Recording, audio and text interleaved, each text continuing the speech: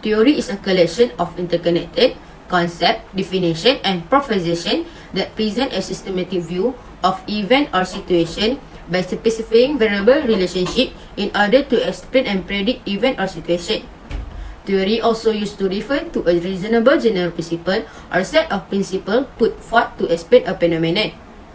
While communication theory is a relationship between theoretical concepts that help give in whole or in part information, explanation, illumination, judgment or divination of human action based on communicator, which is people communicating like talking, writing, reading, hearing and watching. Based on Shannon-Weaver model who created by Claude Shannon and Warren Weaver in 1948, the sender encodes a message and chooses a communication channel. The encoder, a part of the channel, convert the code into signal.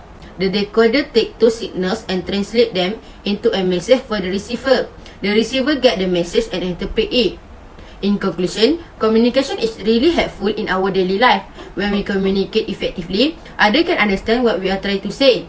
So, communication is crucial to our survival. Next, let me explain about muted group theory.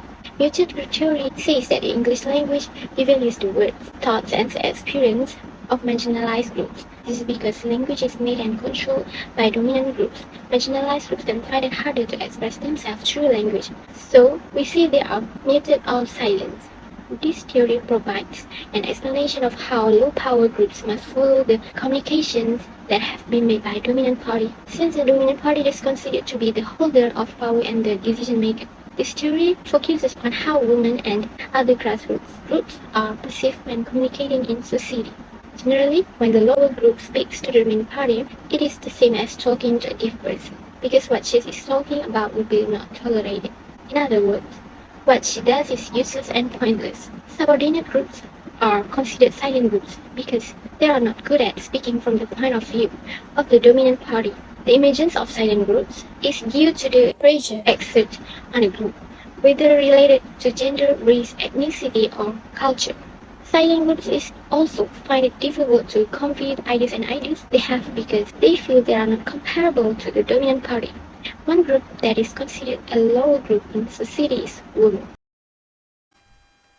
History. Muted group theory has its roots in anthropology. The term silence group theory was developing in 1975 by husband and wife, anthropologists Edwin and Shirley Adena.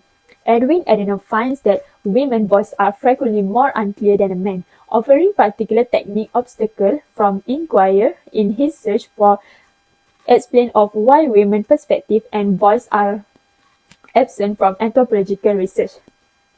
To dispel the idea held by some feminists that he is referring to biological conditions, Edwin used the term muted rather than unclear. Kramer, who is 1981, identified muted group theory relevance to the field of communications, is credited developing to the second iterations of muted group theory. He claims that muted group theory explains how power works in a speech, writing, and language in general. He applies muted group theory to the study of gender communication and claims that women has been silenced since accepted language patterns have been primarily formed by men to express their experience. So now I'm going to talk about elements in the muted group theory. The first element is about language is developed by dominant group, predominantly men. What that symbolizes the difference between men and women, because men can often use certain words or phrases that have never been used by women. This can be occurred by social factor which is known by gender environment, and also the men have all monopoly power to establish new language practices, while the women are considered to be the member of less prominent and play the role of housewife. The second element is about individuals who are part of marginalized communities have a difficult time to expressing themselves. Therefore, firm gaps on the various of metaphors, labels, and tropes. The male pronouns are more frequently used in jobs like physical labor, such as firefighters, policemen, and so on. So this occurs difficulty to the minor group and women who are referred as a less linguistic agency. And the third element is members of majority group are required to first translate their thoughts before they are allowed to speak. It is related to the topic of gender, where the main character of books or movies are always almost a man, and the majority of the metaphors have a masculine connotations too. So here the men were required to always think female perspective too. Alright, let's see how muted theory being applied in individual or someone life. Mulan's father is a dominant group and Mulan's part is muted. Mulan's cartoon explains the theory why certain individuals are either silenced or not heard at all in society. The theory relates to this one scene regarding Mulan's struggle in facing gender inequality or gender bias. One man of every family must serve the imperial army, but Mulan tries to persuade his father to not serve the army because his health condition. Somehow they had conflict because they have a different belief and opinion about man's duty to join the war. She believed that women also can contribute to the country and join the war. Her father thinks that Mulan's behavior disgraces him entirely too much, and he feels that she should not take control of the situation. According to the ancient tradition, women just bring misery in life, or even they did something worth, it will be worthless because they are just women that should not be worth anything at all. These situations make her feel that she does not belong into the male-dominated society. She has no choice to confront and to change the way they act and they talk. Being muted, it portrays that she should not complain about it even if it seems unreasonable. Mulan was muted because she wanted to be herself, but the society wanted her to behave as the traditional law and rules.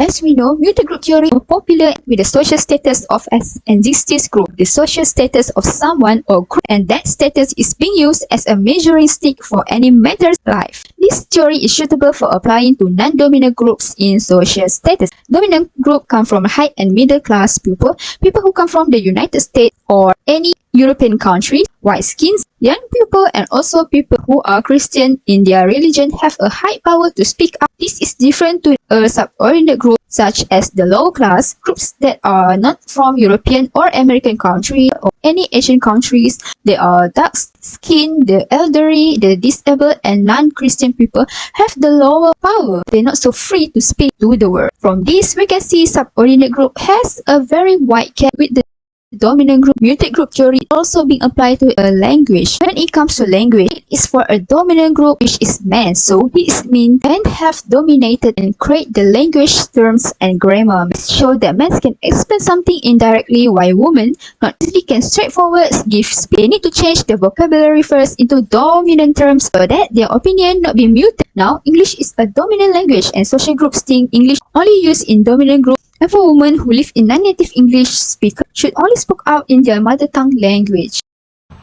And now I'm going to explain how this theory can apply in organization. There are a few reasons why the muted group theory is being applied to the organization, and we can see this theory being applied to gender in the workplace. Some of the groups will start to become mute when the dominant group tries to control everything surrounding them. They are more easily to be caught as a very reliable group for their advantages and experience and become a trusted group by their boss in the company or organization.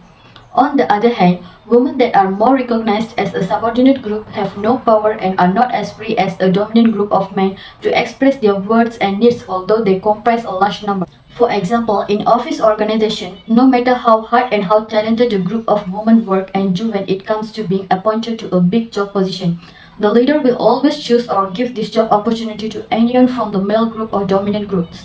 Other than that, there are issues about women being treated unfairly as men in organization, such as their rights for maternity leaves, which should be extended more but are always declined by the male leader who can never understand women's condition.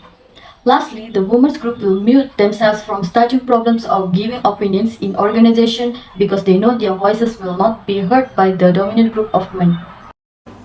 In conclusion, the muted group theory is all about the power and how it used against the others. It demonstrates the divisions of the world into the dominant and the weak. Men and women serve as the best possible example in this situation. This theory is all began with the language. Men were given better treatment than women. They have a biggest impact on language. As a result, human language prejudiced toward men. The terms and their meanings were developed by men for the culture. They had the opportunity to voice their thought and opinion anytime and anywhere, while the women would not be able to participate in any of this, which led them to become the part of muted group.